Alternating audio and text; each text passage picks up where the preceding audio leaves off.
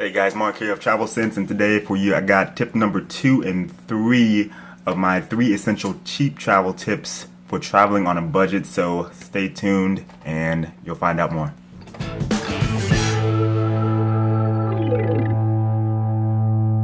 So tip number 2 I have for you is affordable travel. Yeah, basically you have to get to your destination, and doing it without breaking the bank is vitally important. It's probably the most aside from lodging, the second biggest complaint that I hear from people as to why they don't go somewhere is because of the cost. So I'm going to try to share with you a couple tips today to help you out and not, break your pockets with the cost of maybe a expensive airline ticket. So listen up, and I hope you enjoy. So first up, we have the mega bus. Basically, not everybody is a huge fan of buses, but you're going to save a lot of money by using a bus as opposed to maybe a plane ticket, especially if it's just a short trip and you don't want to have to drive your own vehicle or rent a car. Now, to go along with that, buses obviously can't take you overseas, but they can get you around the United States, Europe, and Canada. And although it is just a bus, probably the most amazing thing about it is that most of the tickets start out at $1. Yeah, $1. So you're not going to be breaking the bank on this at all. Now, the prices are going to reflect and vary between, the biggest time of traveling, like when most people travel. So they may go up and down a little bit, but like I said, you're not going to be breaking the bank. We're talking about maybe $100, $75 for a round trip to someplace between Chicago and Dallas, Fort Worth, Texas, is about $100, and I already actually put this in the search box, so I'm gonna go ahead and check it out. So yeah, like I said, $99 is gonna get you a trip to Dallas, Fort Worth, Texas. And one pro tip on traveling on a bus is to take it at night, so that way you can do a lot of sleeping, and by the time you get there, it'll be, almost over. I mean, you'll still have some time left, but in the end, you're still saving money. And then next up on the list, as far as airline tickets go, one of the cheaper sides of airline tickets is going to be Frontier or Spirit Airlines. Now,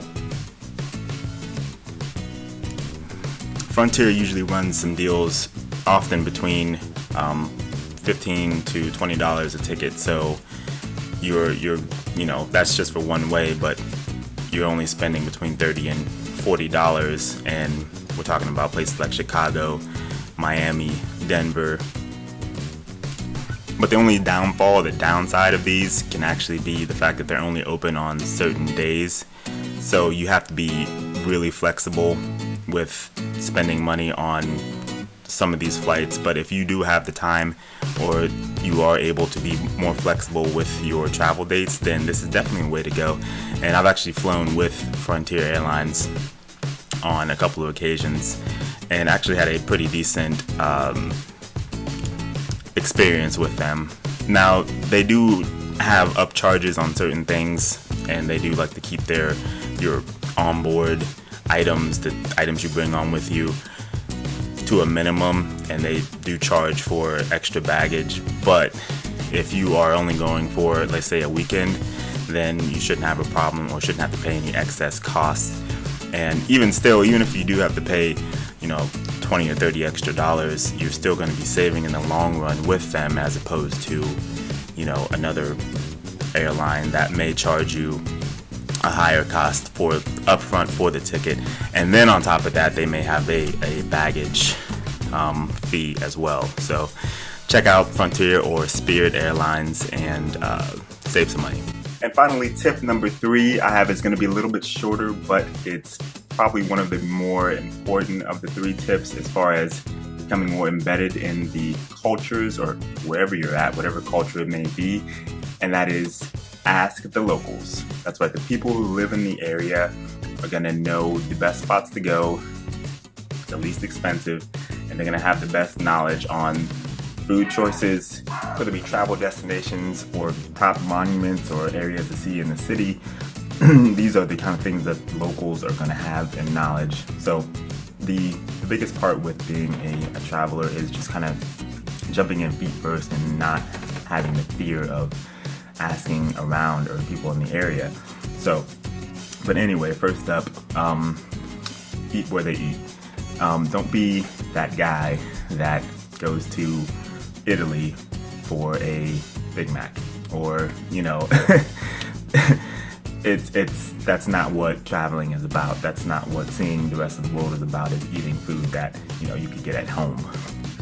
Certain areas may be known for their particular type of foods, like Memphis barbecue or Chicago deep dish pizza, but there also may be other good food options in that area too that you don't know about, but somebody who has lived there their whole life may, hey, you know what, there's this place, right down the road, it has the best tacos I've ever had, and you're in Wisconsin, which I don't think that's going to happen. You're not going to be in Wisconsin and find a place that has amazing tacos, but you never know, and that's what the whole experience is going out and finding, and exploring and learning new things and talking to new people, meeting new people, having new memories to take back home with you.